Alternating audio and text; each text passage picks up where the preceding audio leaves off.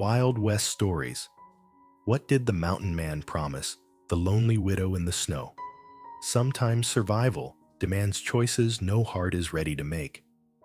In the scorching desert of Arizona, 1848, a widow stood at the edge of despair. Debt closed, and neighbors turned cold, and hope had long vanished. Then he appeared a mountain man, rough as the stones he lived among. His words struck like iron. "Your body is mine until you bear me children." It was no courtship, no kindness, only a cruel bargain for survival. Yet when she looked into his eyes, she saw not just hunger for legacy, but an abyss carved by grief. And so two broken souls set foot on the same road, leaving behind the town's judgment, climbing into the mountains. Neither of them knew that this bargain born of despair would grow into a story of healing and unexpected love. Autumn 1848. Arizona was so dry that even the wild grass along the roadside had withered brittle underfoot. On the dusty road leading to the small town, gusts of wind swirled red streaks across the earth like fire, then fell into silence. There the heat didn't just scorch the skin, it hardened the gaze of the people. The town was nothing special. The main street had only a few wooden houses, a saloon, a general store, an old chapel, and the small office of the sheriff. Yet here, every glance could become a sentence for someone with no place to stand. Isis, a young woman just past her 20s, felt each of those silent judgments fall upon her life. Just 3 months earlier, she still had a family. Thomas, her husband, was a gentle, hard-working man who believed that diligence and honesty could help them survive in this harsh land. But Thomas had fallen too soon. A fever swept across Arizona, claiming many lives, and he was not spared. On a stifling night, his breath grew heavy, and then ceased, leaving Isis alone in their small wooden house, once filled with laughter, now echoing only with the wind through the cracks. Thomas's death took away her last comfort and revealed a harsh truth, the mountain of debt he left behind. Medical bills, groceries bought on credit, a few urgent loans to maintain the barren land. Isis, with her frail hands, could not bear it. Day by day, creditors knocked at her door, their voices shifting from cold to sharp, then finally to blatant threats. She knew she could not pay. A young widow, without a trade, without family, branded unlucky for losing her husband to disease, she had become a thorn in the town's eyes. People looked at her as if she were a wandering shadow of death. Those who had once smiled in the market now stepped aside, whispering behind her back. Children pointed and called her a witch bringing disease. Isis tried to hold her head high. She went to the market, buying a few cheap withered potatoes, remaining silent in the face of gossip. She swept the house-mended torn curtains, planted a few seeds Thomas had stored in jars. But the harsh autumn cracked the earth. Nothing would sprout. The silence in the house thickened, as if trying to choke her. Some nights, Isis sat alone by the oil lamp, unfolding Thomas's handkerchief, inhaling the faint scent of his familiar sweat. She whispered his name, hoping for a miracle to bring him back. But in response, there was only the howling wind and the cold, empty darkness. Then heavy footsteps arrived 3 times in 1 week. Creditors stood outside the door. Voices' hoarse eyes narrowed. "You have nothing left to pledge." "Next week, we'll take the house." The door closed. Isis sank to the floor, hands covering her face. For the first time in her life, she felt truly trapped. If she lost the house, what would become of her Arizona nights? Were bone-chilling the open land, merciless to the weak. The town's eyes were cold. A lone widow had only two paths: sell her body or slowly die of hunger and cold. It was in that moment of despair that a strange figure appeared at her doorstep. He did not knock timidly like the creditors, nor was he boisterous like drunken men seeking cheap pleasure. He stood there in silence, a tall shadow against the wooden door. Born, the Mountain Man. The townspeople had many names for him: eccentric hermit, even monster. Tall, broad-shouldered hands, rough as stone. He had lived alone in the mountains for years, trading furs and wood for salt flour and a few supplies. Few dared approach him, for his steel-gray eyes carried a chill, dark intense, as if holding a storm that had never settled. Bourne looked at Isis directly, his voice deep and gravelly, like stones rolling in a mountain hollow. I need a wife. Not for love nor for companionship. Only for one thing I need a child. You will come with me. I will take care of this house, your debts. In return, your body will be mine until I have a child. The words were harsh and merciless, cutting the stifling air like a knife. Isis froze. Her pride wanted to scream, to drive him away, to hold on to her last shred of dignity. But the cruel truth surged in: no money, no house, no protection. This world offered her no choice. Biting her lip until it bled, eyes blurred with tears, she whispered through her choking sob, I have no choice. The words fell into the void, heavy as a final verdict. That night, Isis sat in the house that had become a stranger, listening to Bourne pack a few necessary belongings. She did not cry. There were no more tears left, only an empty void in her chest. Outside, the wind howled through the mountain crevices, bringing the cold of approaching winter. In the darkness, she knew she had stepped onto a road with no turning back, the road to the wild mountains, to the home of a stranger, and to a fate entirely new. The next day, at the pale gray dawn, the wheels of the horse carriage crushed the stones as it carried her out of town. Behind them, a few townspeople watched, their eyes a mix of curiosity, disdain, and pity. No one waved, no one bid farewell. Only Bourne's straight-backed silhouette, holding the reins in silence, and Isis clutching her small suitcase, glancing back one last time at the house that had been hers. The town closed behind them. The mountain path lay ahead. Dust swirled in the wind, and in Isis's heart, only one quiet question remained. Would life ever give her a chance at happiness? Or was it all just an endless string of trials? Part 1. The small wooden house at the edge of town had once been Isis's sanctuary. It was where she and Thomas had begun their married life, nurturing simple hopes: a green vegetable garden, a few chickens, the sound of children running through the yard someday. But now, all of that was only a shadow. The wooden walls creaked in the night wind. The roof leaked in patches, and a corner of the room lay thick with dust where the empty cradle sat draped with a cloth. Isis sat on a wooden chair, her frail hands clutching an old handkerchief. The oil lamp on the table cast only a flickering, weak light, struggling against the breeze slipping through the door cracks.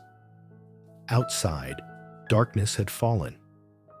A slim crescent moon hung high, partially hidden by gray clouds. Silence filled the air, to the point that she could hear her own racing heartbeat.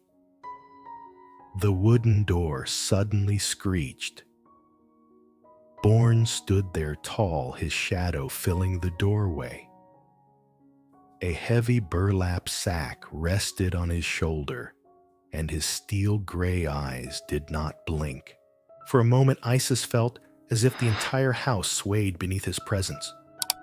"I've told you already." Bourne's hoarse voice echoed rough as clashing stones. "You have nothing left. Only me. And this bargain." Isis stiffened. She had heard those words the afternoon before, but now each one seemed etched deeper, sharper, more undeniable. He repeated them, not for her understanding, but to assert the absolute power he held. Bourne set the burlap sack on the table, sending a cloud of dust into the air. He opened it. Inside were a bag of flour, some dried meat, and a few shiny metal tools, things Isis could no longer afford. They lay there as undeniable proof of survival. "You'll need this to get through the winter," Bourne said, his gaze cold. "I need a family. No woman, no child. Everything I do is for nothing. Understand." Isis stared at the bag of flour. Her throat tightened.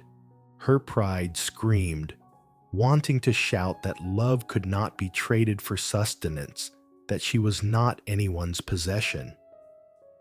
But that cry died when memories returned, the door pounded by creditors' threats to throw her out into the streets, the mocking laughter of drunken men in the saloon as she walked by. Tears brimmed. "You want me to," she faltered, voice trembling. "Have a child for you." In exchange for life, Bourne did not flinch. He nodded slowly. "Yes, that is the bargain. No embellishments, no pleading, only bare, harsh truth." Isis sprang to her feet, the chair toppling to the floor. "Who do you think I am? Merchandise, an animal to bear your child?" Her voice choked with both anger and despair. Bourne looked at her unshaken. "I think you are smart. You understand that pride will not keep you alive through the winter. I have food, a homeland, but I need something else. If you refuse, by morning this house belongs to the creditors, and you will die in the blizzard." Silence fell. The wind outside cut through the wooden walls like a knife. Isis shivered. Every word from Bourne felt like chains tightening around her wrists. She backed against the wall, then slid down to the floor, sitting in a heap. Tears fell onto the handkerchief in her hands. She clutched it to her chest, holding on to the last warmth from the husband she had lost. "Thomas," she whispered, voice fading into the emptiness. "If you were still here?" Bourne turned his face slightly, but his eyes remained on her. For a fleeting moment, the lamplight revealed something unusual on his face, not just coldness, but a fragile crack, as if he too had suffered loss. But it vanished quickly, replaced by the familiar hardness. Isis took a deep breath, wiping her tears. She rose and stepped slowly toward the table, looking at the bag of flour, the dried meat, the shiny tools. These were no longer mere objects, they were life itself. She lifted her gaze to Bourne. In her eyes, resistance began to soften into resignation, then hardened into determination, not out of desire, but out of necessity. "I agree." Her voice was soft, yet it echoed through the wooden house like a hammer sealing the door of fate. Bourne showed no sign of pleasure. He simply nodded slowly, then packed the sack. "Tomorrow morning, I will take you with me." He stepped to the door. Before his shadow disappeared into the night, he paused for a moment without turning back, leaving only one sentence. "You will not regret this." The door closed. Isis stood there, hands trembling on the table, heart in turmoil. She did not know what the future held, only that her old life had officially ended. Through the night, she sat quietly by her small suitcase, placing inside a few clothes, the old handkerchief, and a worn Bible. She did not sleep, waiting only for the rooster's crow to mark dawn. Outside, the wind howled like a warning of fate, and so, in that old wooden house, a bargain was sealed. No papers, no witnesses, only a man scarred by his past and a woman cornered by desperation. That bargain would lead them on a journey no one could foresee. Part 2. The Journey to the Mountains. The dawn that day was pale, as if even the sun hesitated to rise on such a grim beginning. The first rays slipped through the mountain gaps, glinting on the weathered roof of the wooden house where Isis had spent a sleepless night. She stood by the window, watching the thin mist dissolve her heart heavy. On the table, the small suitcase was ready. Everything she carried fit into a few items, a few worn dresses, Thomas's handkerchief, and a frayed Bible. All her memories, her past, now compressed into a small wooden box. The sound of hooves echoed from afar. Slow but steady, each strike against the cracked, dry ground pounded on her chest like a hammer.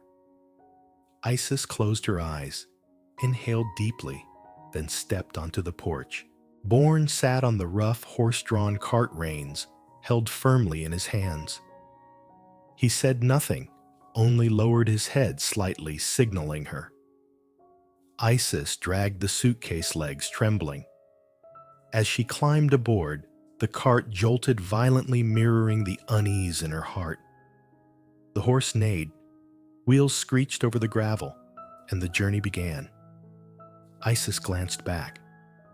The small town slowly receded, the wooden house, the leaning fence, the dusty road where she had lived all those years, all faded into the thin morning mist.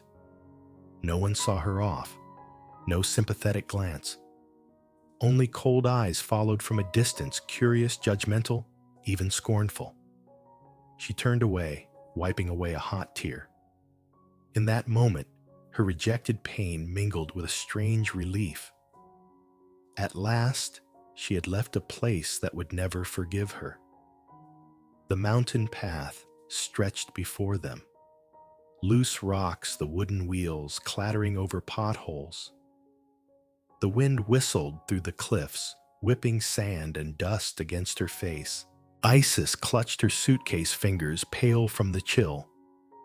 Bourne sat straight-backed, eyes steel-focused on the path ahead, not a word wasted.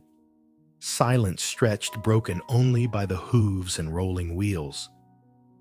Isis's mind spun.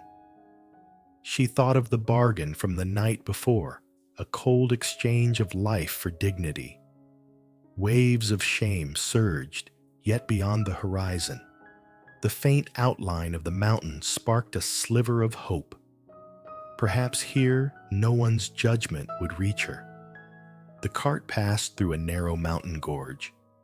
Sheer cliffs flanked them, wind howling through the gap. Isis looked up at the gray sky, wondering whether this path would lead to an abyss or a new dawn. Midway, Bourne stopped the cart by a small stream. He dismounted, first drawing water with a bucket. Without glancing at her, he said simply, "Drink." Isis hesitated, then nodded. The cold water slid down her parched throat, easing her panic. She looked at Bourne, still silent, his large hands gently patting the horse. In that roughness, she unexpectedly glimpsed a subtle tenderness. They moved on. The mountain path grew steeper, more rugged. The town behind them vanished completely, leaving only sparse pines and red-streaked soil. The air thinned, and a chill crept in. Isis shivered, tightening her cloak. Thoughts of Thomas surfaced. He had once promised to take her up the mountain, to pick wildflowers in spring, a dream never realized. Now she traveled with another man, not through love, but through a fateful bargain. The thought pierced her chest. The cart jolted over a large stone. Isis staggered, nearly falling. Bourne's rough hand reached out, steadying her shoulder. In that instant, she felt warmth and strength radiate from him. He released her immediately, as if afraid of overstepping. Isis pressed her lips together, heart racing, unsure whether from fear or from a new, unfamiliar feeling. Afternoon waned. Against a fiery sky, the mountains darkened into shadows. The cart rattled deeper into the sparse pine forest. No trace of the town remained, only the night birds and the whistling wind. Isis looked around and let out a soft sigh. Though fear had not diminished, her heart felt lighter, as if an invisible burden had been lifted.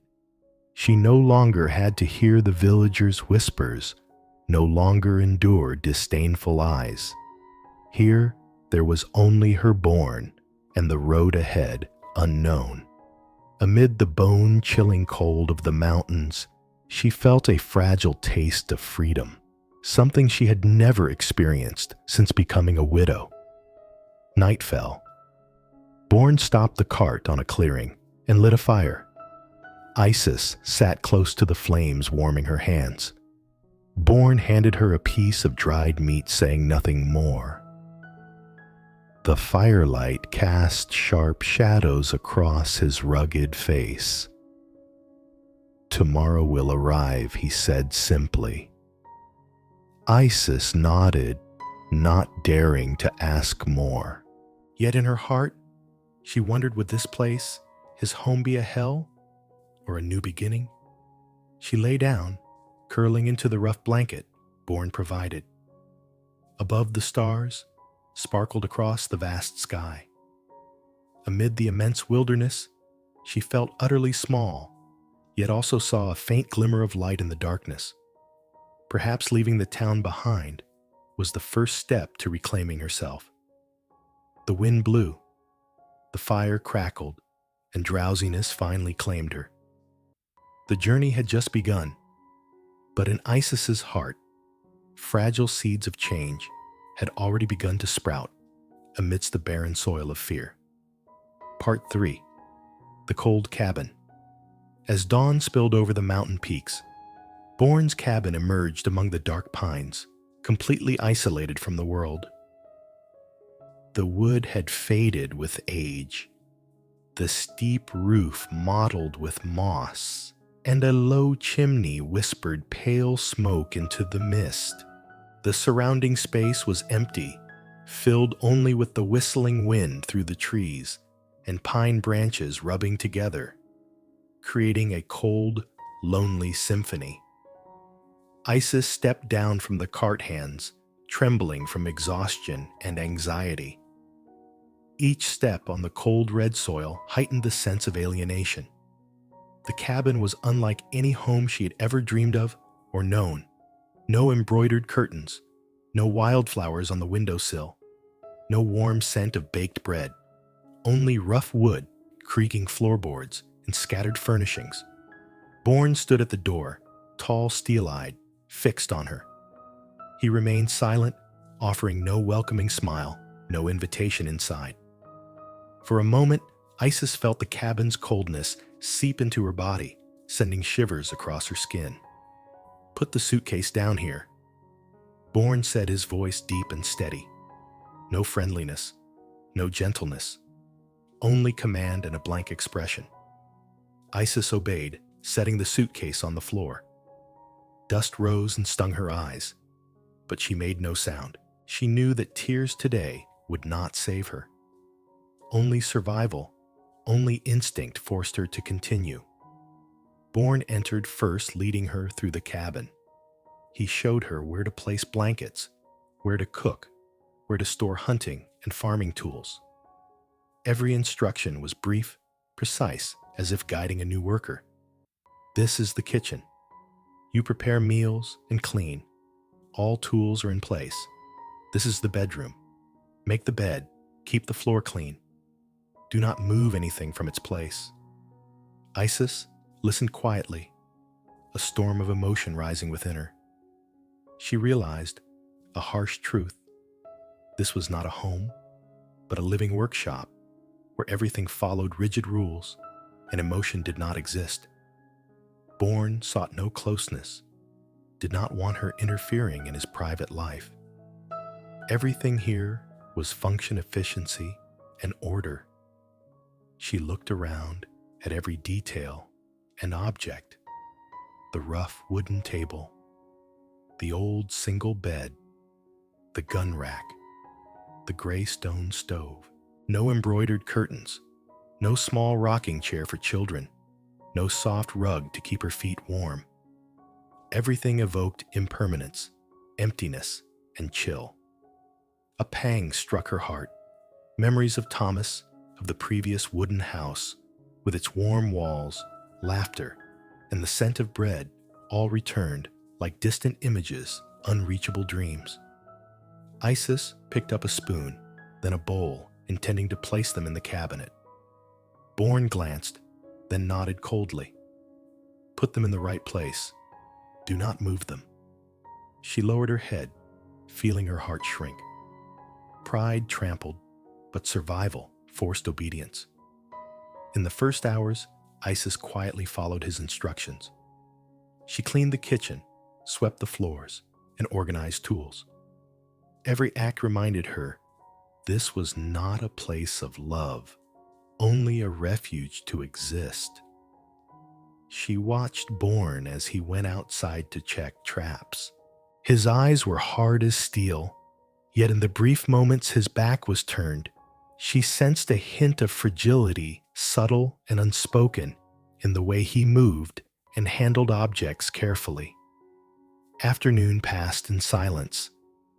The wind through the cabin cracks carried the scent of pine and mountain dust. Isis paused, sitting on the steps, hugging her knees, eyes half closed. She hated Bourne. She hated the fate that brought her here. But simultaneously, she felt something strange. The separation from the town, from the scornful eyes, created a space of stillness she had never known. Night came. Bourne prepared a simple dinner. She sat quietly at the table, not touching the fork, only observing. He placed the food down, saying nothing.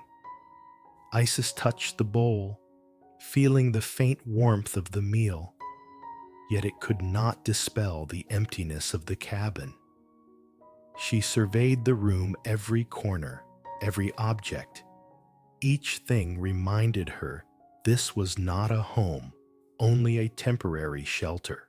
And in her heart, loneliness surged, not the loneliness of the town, but a different kind. The loneliness of freedom, of personal responsibility, of facing herself without judgmental eyes. At night, she lay on the hard bed, staring at the dark wooden ceiling. The wind howled, pine needles rustled, and Bourne's small movements outside provided a rhythm. Her heartbeat synced with the rhythm of survival. Everything was strange, everything was cold, but it was the first step toward realizing she was alive, walking a new path where no one's empathy or forgiveness was required. Gradually, Isis understood this cabin was not about love, not about warmth. It was a trial, a stepping stone to build a different life. From this estrangement and cold, she would learn endurance, adapt, and slowly find her place. In the following days, Isis continued following Bourne's instructions, preparing meals, cleaning, organizing. Each action reminded her she had never lived for herself, but now she began learning to exist within coldness, silence, and the rigid rules Bourne imposed. Every evening, as the fire flickered in the hearth, Isis observed the cabin, listening to the cracking wood Bourne's breathing. In the silence, she realized that although the place was neither warm nor loving, it was not dangerous. And this awareness gradually sowed a fragile seed of hope. One day she would turn this cold refuge into a true home through her own strength, patience, and a heart that had never died. Part 4.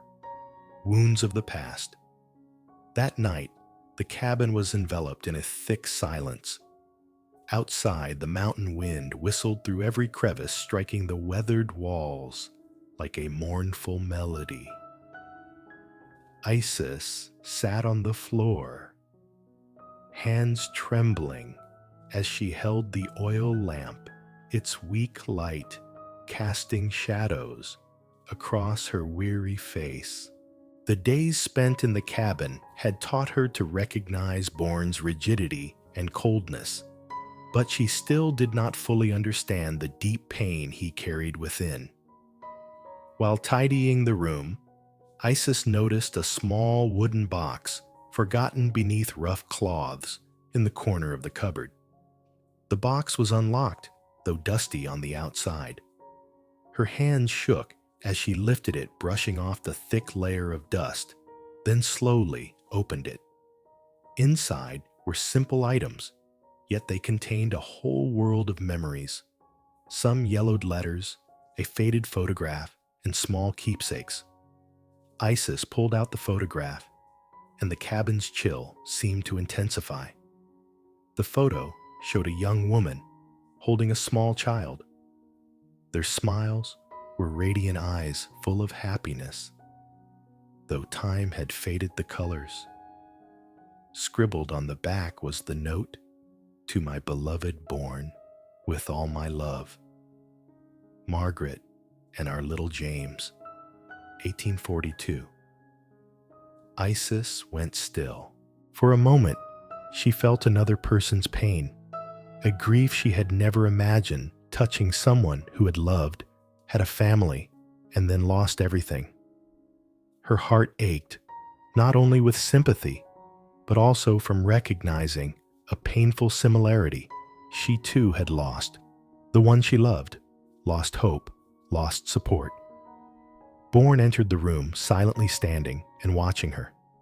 His gaze remained cold, as usual, yet when he saw her holding the photograph, his brow furrowed slightly, a faint tremor passing over his rough hands. Isis looked up, their eyes meeting. No words were spoken, but the silence was suddenly heavy with meaning. Finally, Isis broke the silence, her voice low, but trembling. "You lost your family."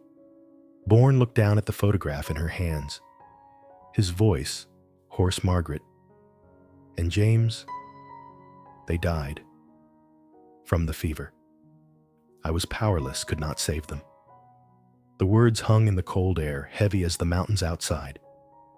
Isis went still, absorbing each word in her heart. Two people, two deep wounds, now no longer separated. They looked at each other, and in that gaze, an unexpected empathy began to bloom. Wordless, expressionless, a quiet understanding that both had endured irreparable loss. Bourne, continued voice, low, occasionally faltering. "I once thought I would protect them, nothing would happen to them. But the sickness came faster, and I was helpless. James went first. Margaret followed, leaving me alone in the cold mountains." Isis said nothing, only listened. Her heart felt constricted by another's grief. Tears silently rolled, not for herself, but for Bourne's profound loneliness. "I am afraid that this time, if something happens, I will not endure it." Bourne's side eyes, distant, fixed on the photograph. "You are the first person I have shared this with since they passed." Silence spread through the cabin. No more coldness, no more rigidity. Only two people facing the past, the pain and the scars of the soul. Isis gently placed her hand on the photograph, then touched Bourne's hand. A small gesture, yet full of comfort, of unspoken sharing. In that moment, the cabin no longer felt cold. The pain had not vanished, but it had been acknowledged, shared. Isis realized that though Bourne appeared unyielding on the outside inside, he was a wounded human being, and she, despite her own struggle with despair, could be the first to make him feel less entirely alone. They sat together by the flickering fire, the wind outside still whistling through the cracks, but no longer frightening. Each letter, each photograph, was no longer just a painful memory, but a bridge connecting two wounded hearts. Isis spoke of Thomas, the final days with her husband, the despair of confronting debts, and the town's scornful eyes. Bourne listened, eyes half closed, nodding silently as if understanding everything without a word. The night passed, the fire dimmed, but the cabin now felt warmer. Isis sensed a change in her heart, a fragile but real trust. She knew that although the place was still cold and unfamiliar, it could now be a place of beginning healing, not only for Bourne, but also for herself. They shared a late, simple meal together. Bourne no longer maintained complete distance.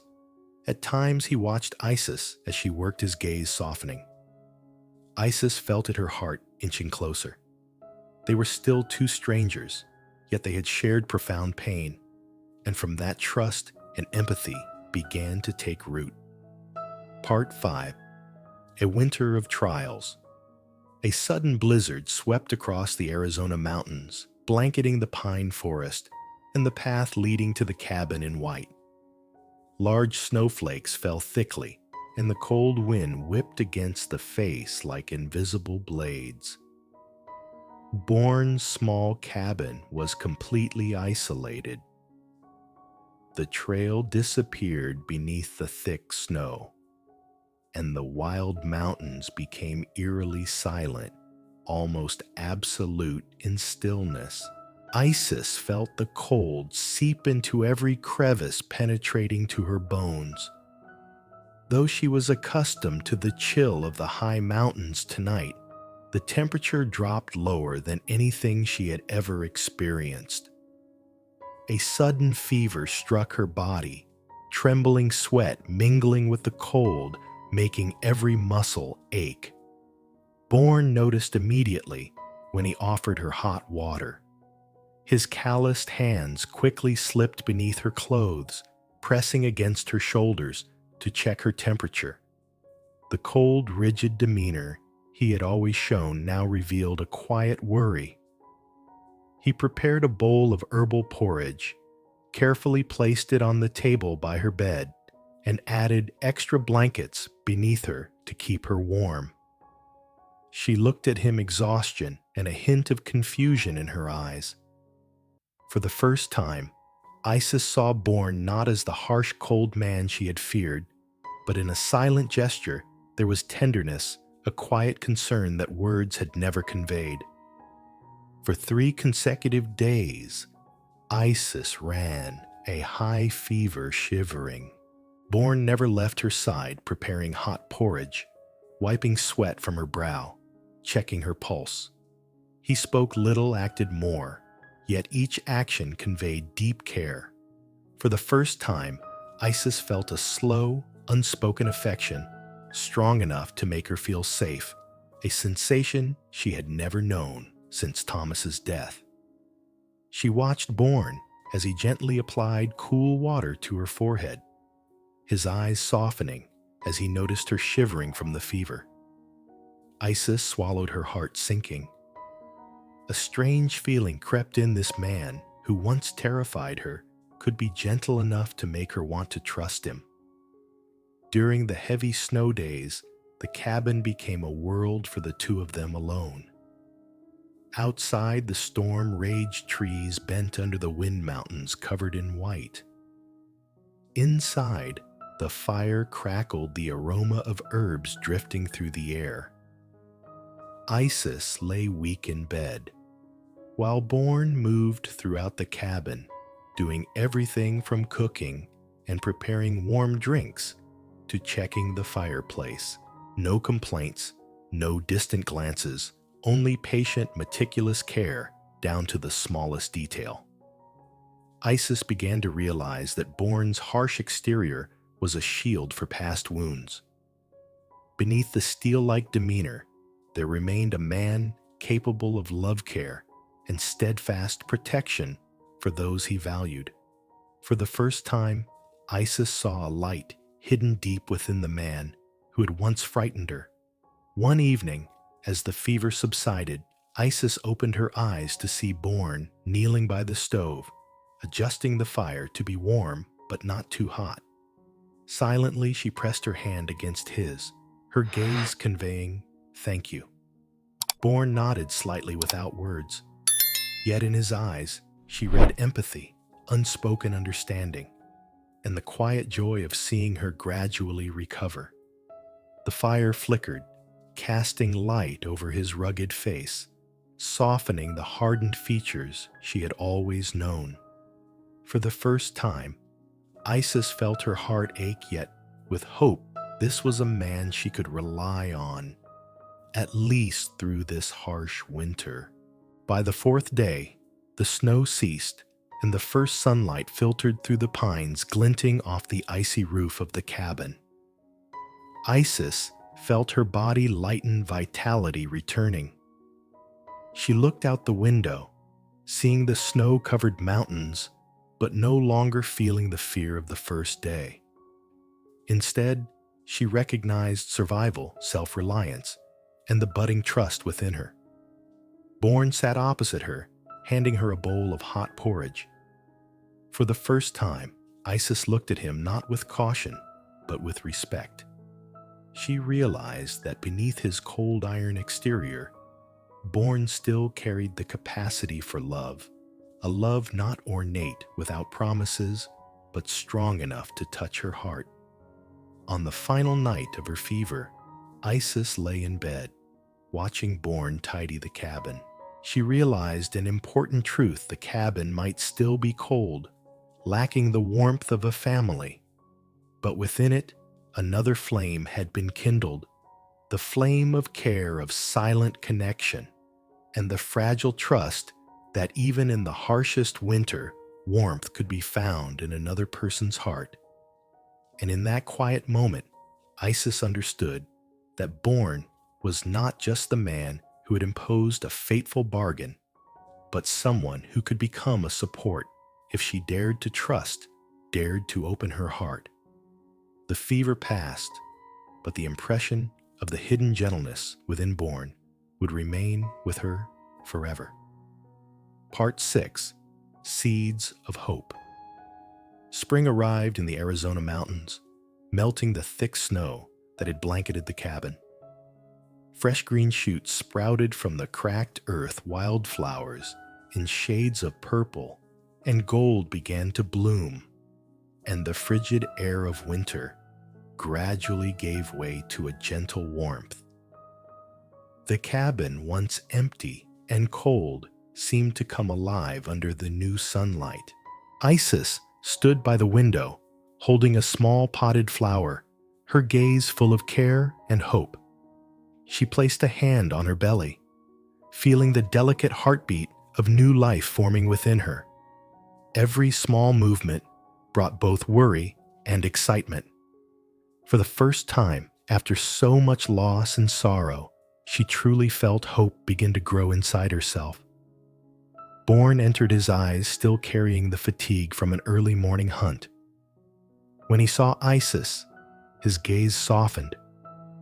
He knew a new challenge lay ahead, a challenge he had failed to face before when Margaret and James were gone.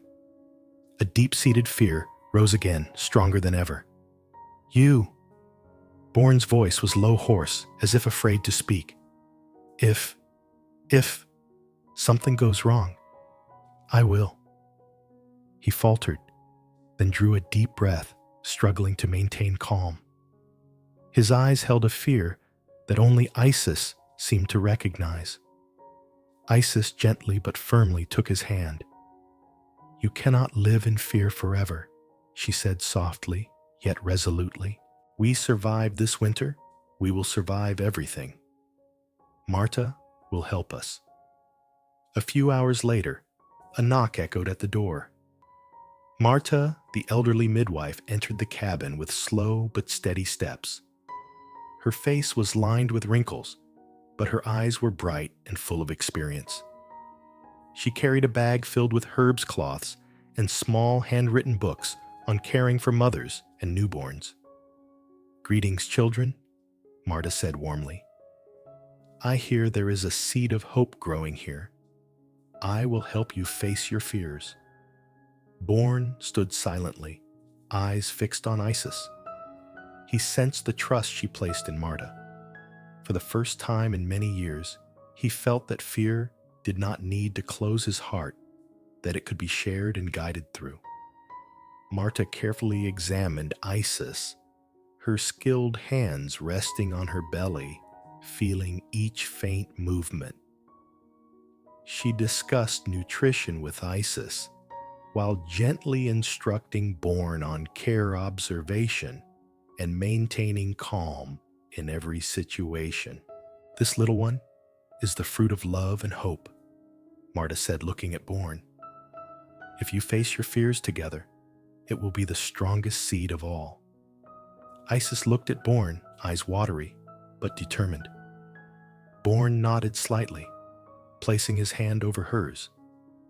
For the first time, he no longer avoided his emotions, allowing Isis to see his fear, and together they reached toward hope. In the following days, Marta visited regularly, guiding them on warmth, herbal remedies, and discussing everyday concerns. Isis learned to care for herself. Bourne learned to care for her. They prepared the cabin for spring, planting seeds in the garden, cleaning the interior, arranging a place for the mother and the coming child. Day by day, tension eased, replaced by rhythm and calm. The cabin was no longer entirely cold. Sunlight streamed through the windows, reflecting off the wooden walls, softening every hard corner. Isis felt life sprouting not only within her belly, but also in Bourne's heart. His once cold steel exterior now showed cracks revealing gentleness and care she had never seen. One afternoon, as sunlight filtered through the pine needles, Bourne brought Isis a wildflower he had picked from the garden. He placed it on the table beside her bed, saying nothing. Isis looked at him, sensing his desire to protect not only her, but also the life growing inside her. For the first time, she realized clearly the fear of loss that once haunted Bourne did not weaken him, but made him more loving and careful. In that moment, Isis understood that the seed of hope, the child within her, and the budding affection between two wounded people had truly begun to grow. Spring had brought not only green shoots and blooms, but also a new warm and promising life into the cabin. Day by day, Isis's inner strength grew. She cared for herself, tended the cabin, and realized she was not merely surviving, but living, preparing for a future full of promise. Bourne also changed. He no longer remained completely silent, occasionally offering a gentle smile, gestures of care, and gradually they began to speak of the future, the children soon to come, and hope replacing fear. During those spring days, Marta became a devoted guide, both midwife and a source of hope. She helped Isis and Bourne face the past, without obsession, confront their fear of loss, and together plant the seeds of the future. The small cabin, once cold and empty, gradually became warm, filled with love, care, and newly sprouting hope. Part 7. A Family Blossoms. The first night of summer filled the cabin with the gentle hum of insects outside and the lingering scent of pine in the air. New green leaves danced in the wind, and just enough golden sunlight streamed through the window, illuminating the old wooden roof. The cabin now felt entirely different, warm, full of life. and carrying a new sound, the tiny heartbeat of life within Isis. Sarah, their first child, was born one early morning, her cries echoing throughout the cabin. To Isis, that sound was a song of happiness she had once thought she would never hear again. In that moment, all the pain, loss, and trials melted away, replaced by a sense of completeness. This was life, family, and hope. Born sat by the bed, eyes lined with wrinkles from past stress and loss, yet now shining with astonishment and full joy. For the first time, Isis saw him, not as the cold mountain man, but as a father, learning to love and protect the tiny life entrusted to him. His hands trembled as he held Sarah, yet his gaze radiated determination. Isis sat beside him, her hand gently resting on his shoulder, heart filled with emotion. You did well," she whispered. Bourne simply nodded, saying nothing, but the tear rolling down his cheek spoke volumes. The years of loneliness and past loss were soothed by the sound of their daughter's first laughter. Day by day, the cabin was filled with the sounds of a child. Sarah cried, laughed, nestled in her mother's arms, and babbled her first sounds. Isis learned to be a mother, caring for her child, learning patience during nights of crying in the cold or bright sunny mornings. Bourne observed quietly, teaching her the small but essential tasks, keeping warm, feeding, communicating with the baby, each gesture filled with patience and care. Bourne changed daily. He rose early, prepared breakfast, cleaned the cabin, checked traps, then returned to his child. He no longer separated himself from daily life, instead joining in. Each time he held Sarah, his eyes followed every movement, every breath. Isis watched him, heart brimming with gratitude. The once cold man had become a devoted father and the pillar of their family. The cabin was no longer cold or sparse. The old wooden walls were bathed in light and laughter. The fireplace crackled, warming the entire home. Old furnishings were neatly arranged, warm blankets covering both mother and child. The space now carried the breath of life, full of energy and joy. Marta continued her visits, teaching Isis how to care for the baby, to read subtle signs, to understand her mood, and guiding Bourne in patience with every movement. She always reminded them, family is where we learn to love day by day, step by step. The flame of happiness will drive away the darkness of the past if you nurture it together. One afternoon, as Sarah took her nap, Isis and Bourne sat by the window, hand in hand looking out at the garden. Green shoots sprouted, and the wildflowers glowed in vibrant purple and gold. The cabin was warm, filled with light and the scent of spring. Bourne exhaled softly, eyes reflecting the past without heaviness. He turned to Isis and said for the first time, we did it. We have a family." Isis smiled, tears streaming down her cheeks. She knew the path from despair to happiness had never been easy, but now every hardship was worthwhile. The small flame kindled in the cabin had grown into a true light, dispelling the darkness of years of loneliness and loss. Time passed, and Sarah grew. Her first tentative steps, her cheerful laughter in the cabin filled Isis and Bourne with overflowing joy. They cared for her together, learned together, loved together. For the first time, they were truly a family. Bourne taught Sarah to recognize animals, to observe nature, passing down the survival skills he had learned in the mountains. Isis told stories, sang lullabies, planting gentleness and love in her child. Each day, the small family grew amidst laughter, care, and hope. During long nights, as the fire flickered.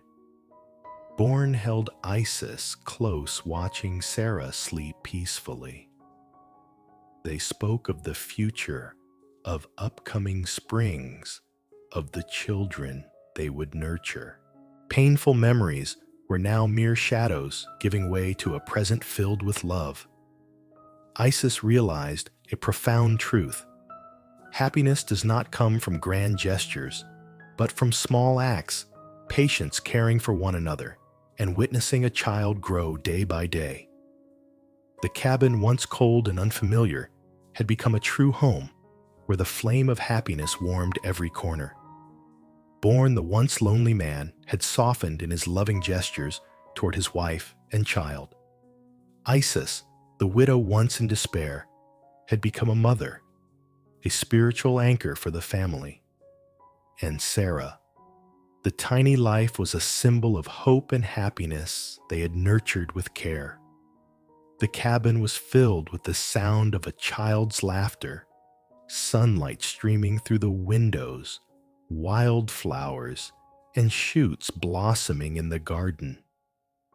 The flame of happiness gradually banished the darkness, marking a new beginning, a family blossoming full of love and brimming with hope for the future.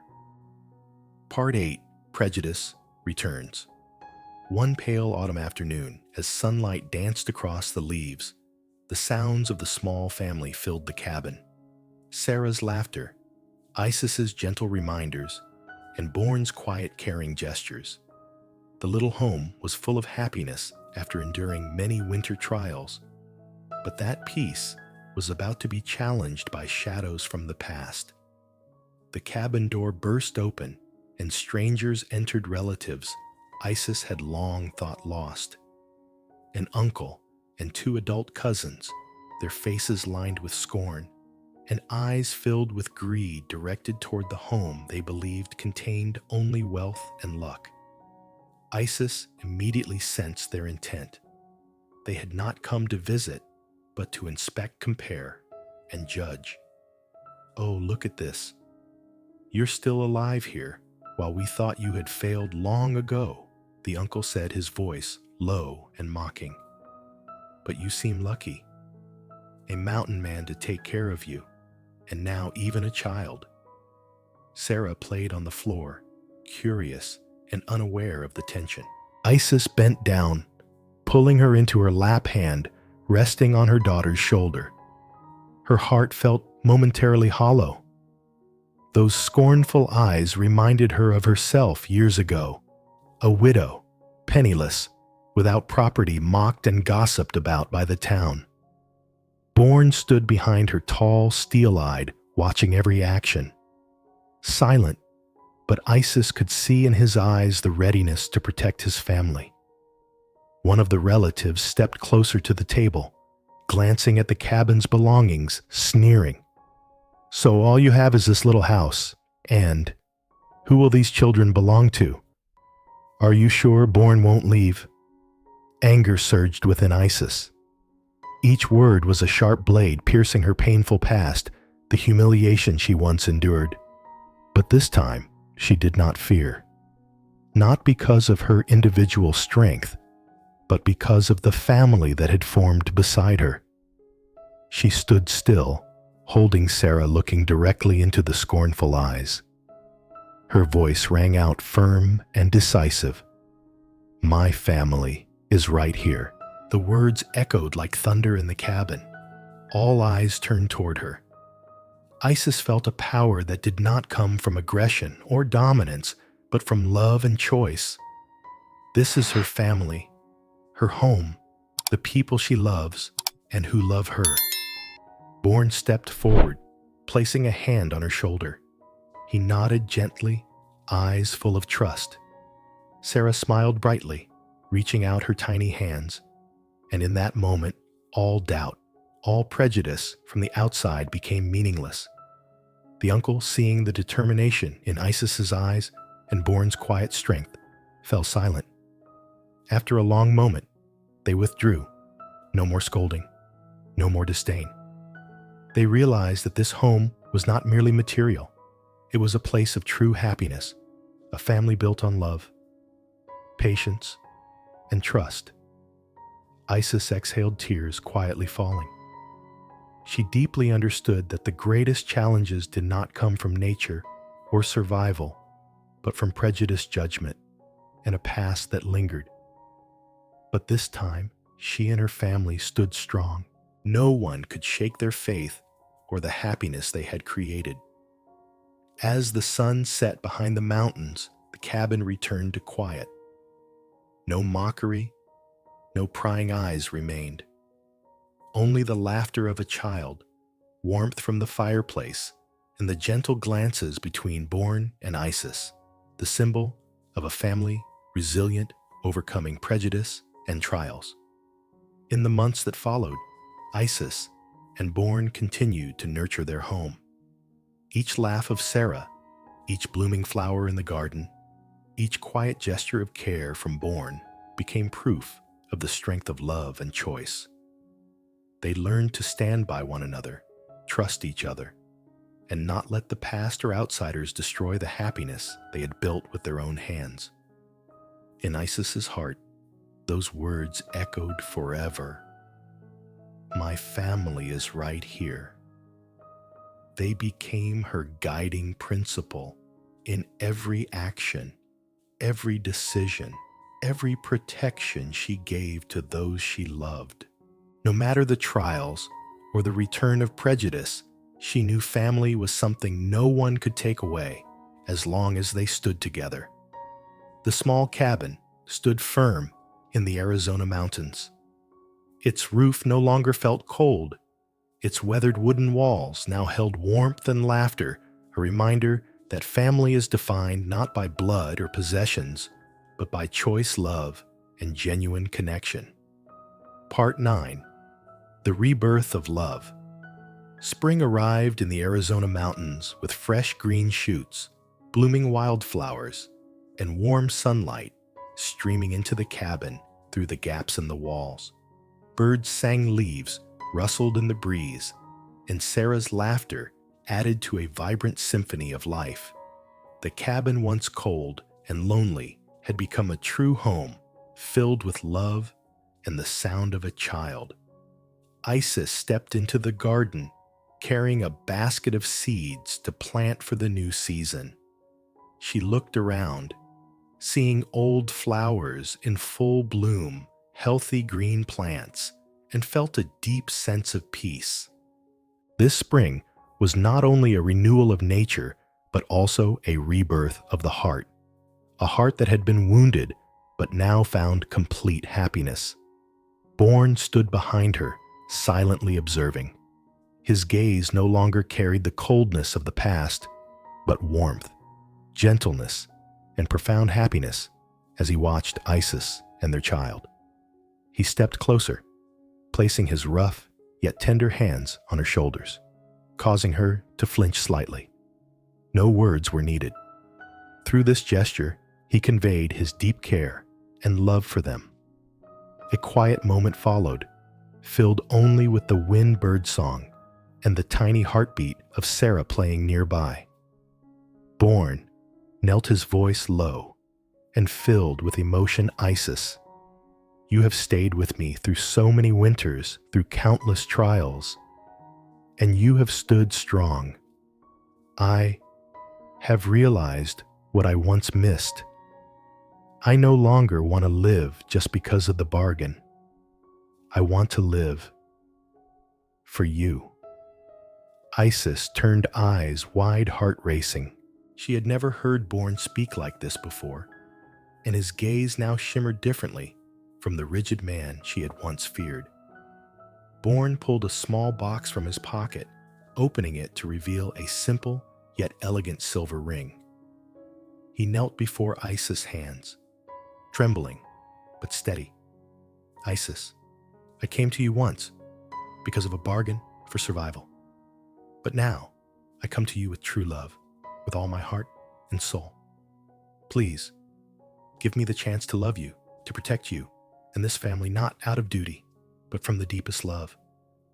Will you Marry me again, not as a contract, but as the man who loves you for life." Tears filled Isis's eyes.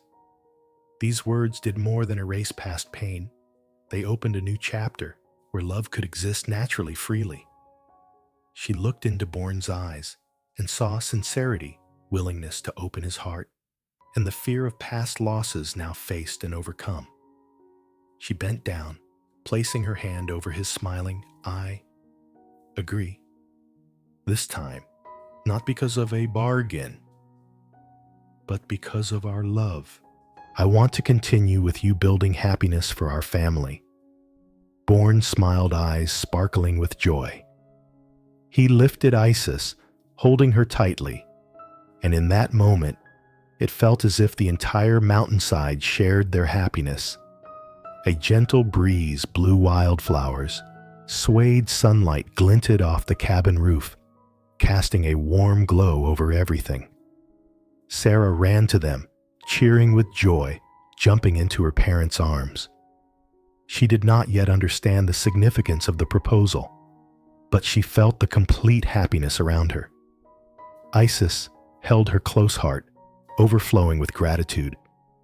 Past pain had been washed away, replaced by family love and hope for the future.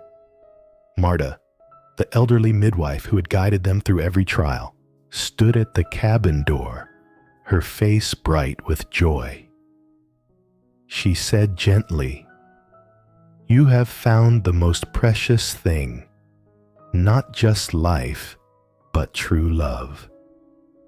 Nurture it, care for it, and let it grow with your family." In the days that followed, the cabin overflowed with laughter and vitality. Bourne and Isis cared for Sarah together, planted flowers, arranged the cabin, and taught her small lessons about nature and love.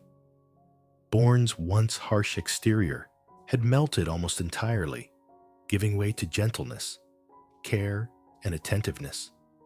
Isis, once a widow in despair, had become a complete wife, a loving mother, and a trusted companion to Bourne. In the evening, as the family gathered around the fireplace, its glow highlighting their hair and faces, Isis felt a peace she had never known. Bourne shared stories of the past, but this time they were lessons and accepted memories, not pain, allowing them to move forward. Sarah slept in her mother's arms, while Bourne's eyes followed each breath filled with happiness. This blossoming family was no longer simply living together under one roof. They were hearts in harmony, loving and ready to protect one another. Past trials had become their strength, and Bourne's second proposal symbolized a mature loved one that had overcome pain, prejudice, and the tests of time. Spring bathed the cabin in light flowers blooming throughout the garden. Isis and Bourne walked hand in hand, eyes full of trust in the future. Every smile, every word, every small gesture testified to the rebirth of love, a love no longer bound by a bargain, but natural, enduring, and full of hope. In that peaceful moment, Isis understood that true love could heal all wounds, dispel all darkness, and transform a family that once teetered on the edge of despair into a home filled with happiness and light. Part 10. Legacy. 10 years had passed. The small wooden cabin, once simple and cold, had transformed into a thriving homestead. The old roof had been reinforced, the wooden walls repainted, flower gardens in full bloom, and lush vegetable beds stretched along the side of the house. The laughter of 4 children, Sarah, 13, Thomas, 10, Emma, 7, and the twins, Michael and Maria, 5, filled every corner of the home, creating a vibrant symphony that Bourne and Isis had never imagined when they first met. Early in the morning, sunlight filtered through the pines, illuminating the wooden yard. where Bourne was helping Thomas repair an old wagon. Isis stepped into the garden, carrying a basket of freshly harvested vegetables, watching the children play among the trees. Everything was lively and full of energy, a stark contrast to the desolate, lonely days of the past. Isis paused, placing her hand on her belly, no longer carrying a child, but feeling the presence of life, love, and the promise of the future. She smiled at Bourne, eyes shining with gratitude. "Do you see?" she said softly. "From that fateful bargain we have come this far." Bourne stood tall, gaze gentle as he looked around. A soft breeze brushed through his hair, the trees, and the faces of the children playing. He drew a deep breath, voice low and filled with emotion. "I once thought the bargain was just a way to survive. But now, I realize that the true legacy is not wealth, not land, but the love we have built, the family we created from pain and trials." Isis stepped closer, taking his hand, their eyes meeting. Together, they looked at the children, not just their offspring, but living proof of the journey from despair, from loneliness, from a cold bargain, to genuine, enduring love. Sarah ran to her father, hugging him tightly, excitedly, telling him about a baby bird she had discovered in the garden. Thomas, holding a small tool, stood nearby, eyes sparkling. Emma and the twins played and laughed, their voices ringing across the yard. Bourne smiled, lifting the children one by one, each gesture full of warmth and affection. Isis stood beside him, tears in her eyes, feeling the full happiness coursing through her veins. Together, they tended the yard, planted flowers, sowed seeds, and taught the children how to care for plants and animals. Each day was a lesson, an experience, and a part of their shared memory, completing the picture of a full and harmonious family. Small gestures, Bourne holding a child, Isis teaching her daughter, the children laughing together, became evidence of happiness measured not by possessions, but by connection, love, and the growth of each family member. In the evening, after the children had fallen asleep, Bourne and Isis sat on the porch, gazing at the distant mountain peaks. The firelight from the hearth inside reflected on their hair, creating a scene of warmth and peace. Bourne held Isis's hand, voice calm, yet full of emotion. "Looking back from the day we met from that bargain to now, I hardly recognize myself. But one thing is certain.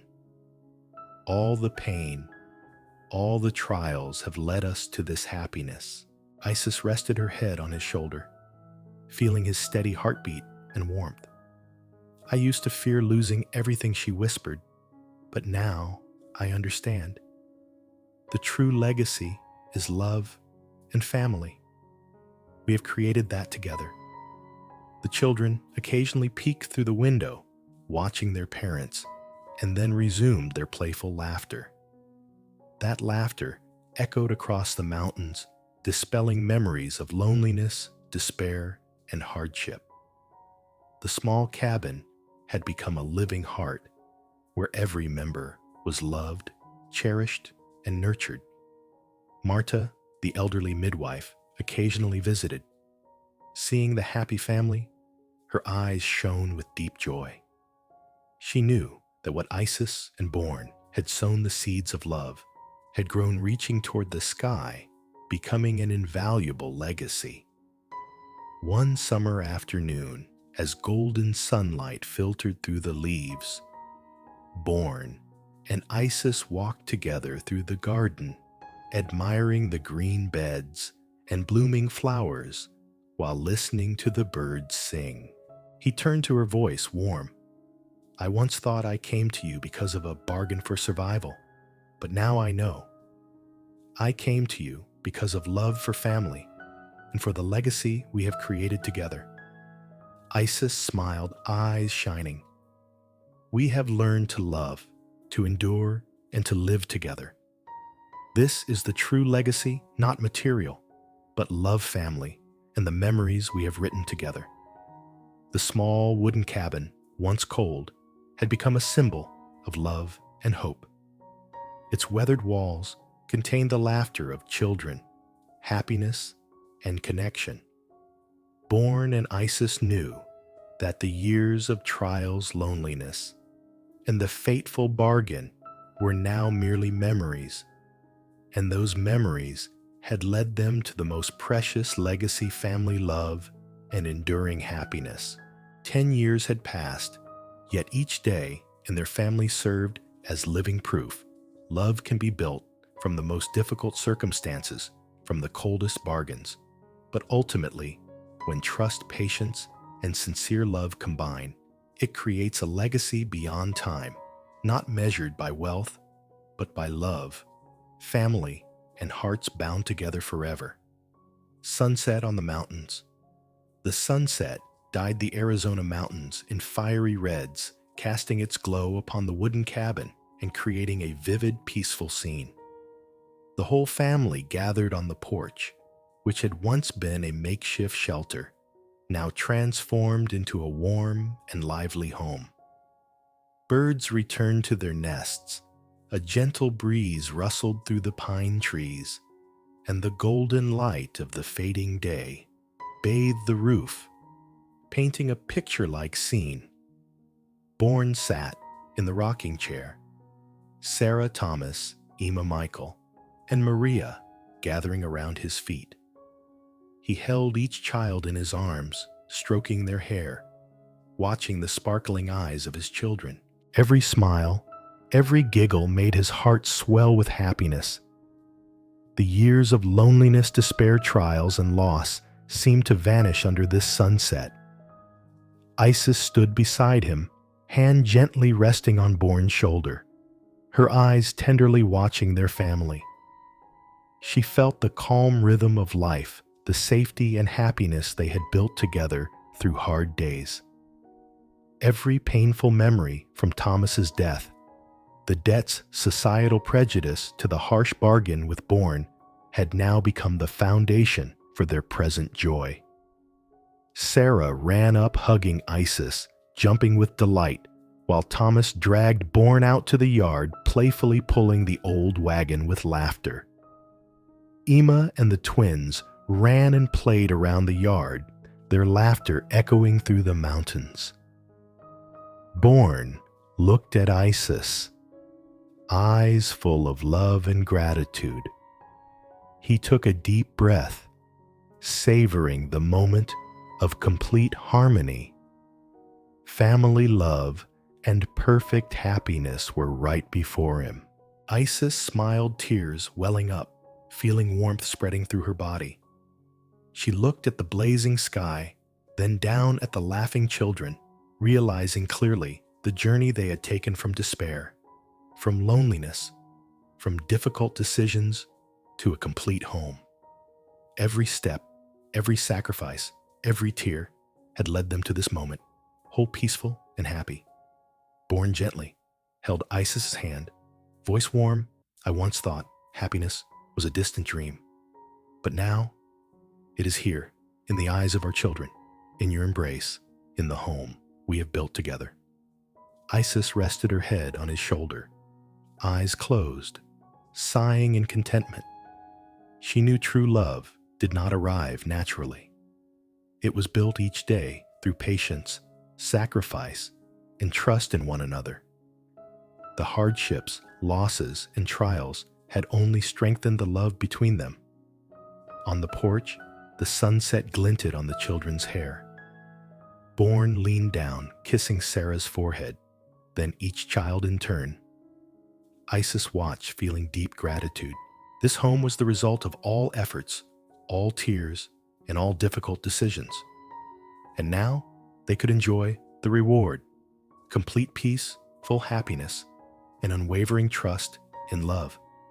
Sarah ran to hold both Isis's and Bourne's hands, her voice chirping. Look, Mom and Dad, The sunset is so beautiful. Born and Isis looked out toward the mountains where the sunset stretched like a golden carpet. They could feel life, love, and hope radiating from each child, from every breath in the cabin, and from their own hearts.